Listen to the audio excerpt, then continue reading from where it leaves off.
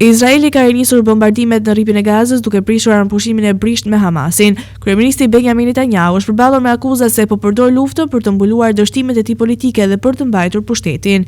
Rinisja e sulmeve ka shkaktuar protesta në disa qytete të Izraelit, përfshirë Jeruzalemin.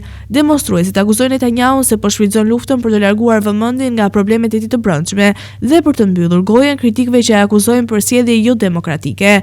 Sulmet në Gaza po përdoren si një mjet për interesa politike, tha për The Guardian Ora Pelet Nakash, ish oficere e marinës izraelite dhe një nga organizatorët e protestave.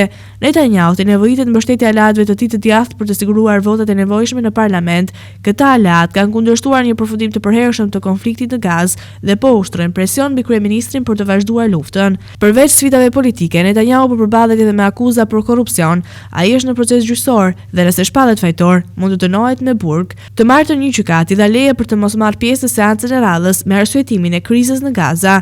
Ndërsa lufta në Gaza përshkallëzohet, Netanyahu po përballet me sfida të shumta në Izrael, duke përfshirë protesta të gjera dhe një krizë të brendshme politike që mund të kërcënojnë qëndrimin e tij në pushtet.